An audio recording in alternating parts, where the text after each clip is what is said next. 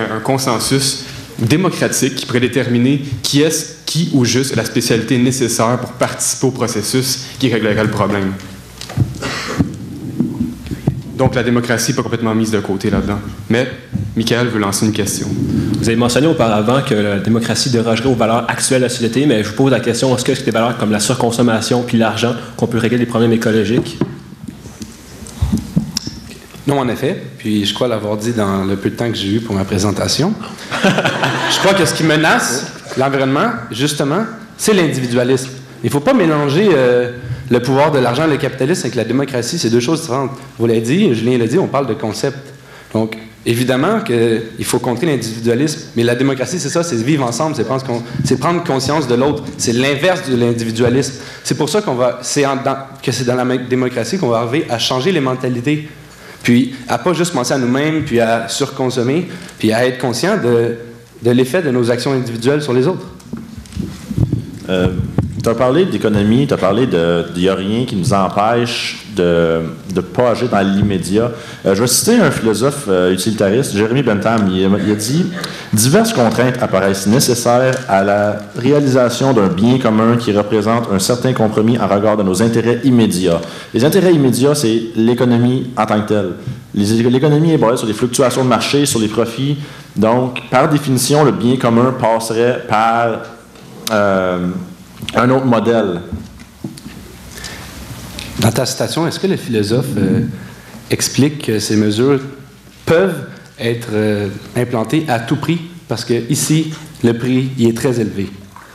Quel est le prix? Les valeurs. Les valeurs? Oui, les valeurs.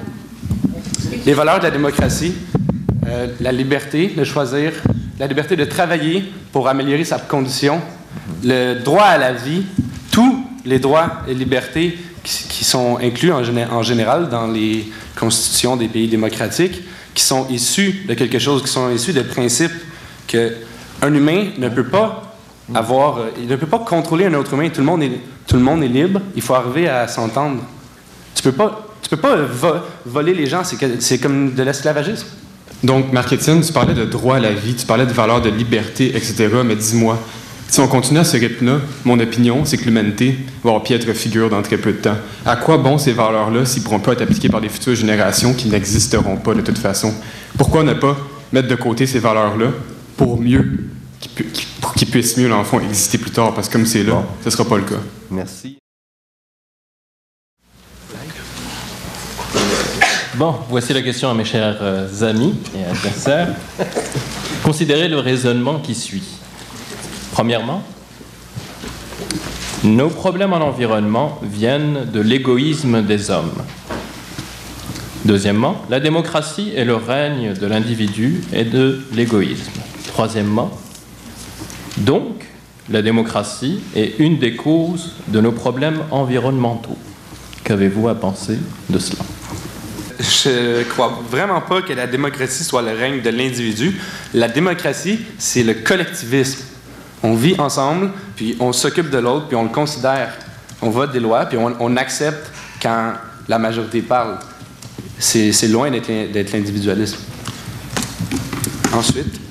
Tandis que le totalitarisme, c'est le règne de l'individualisme parce qu'on a un petit groupe à la tête du pays, puis il y a fort à parier que le petit groupe va diriger un peu pour ses propres intérêts, même si c'est possible d'éviter ça. Je serais bien surpris qu'ils réussissent à prendre des décisions pour tout l'ensemble de la collectivité. Si on y va avec les récentes élections, surtout depuis plusieurs années, c'est une partie minoritaire qui remporte. C'est-à-dire que plus de personnes dans la population ne veulent pas ce gouvernement-là que le gouvernement qui est présent. Donc, l'appel à la majorité n'est pas applicable en ce moment. Deuxième chose, vous parlez encore une fois du totalitarisme comme quelque chose comme un gouvernement de guerre dans le fond, là. Mais c'est pas parce que l'idée de la démocratie, l'appel à la population, donc il faut plaire à la population pour se faire élire. C'est pas parce que cette idée-là est présente en ce moment qu'elle est la meilleure et qu'elle devra perdurer pour toujours. Je vais te répondre à ça. Je crois que tu mélanges un peu l'idéal démocratique avec l'électoralisme. Okay?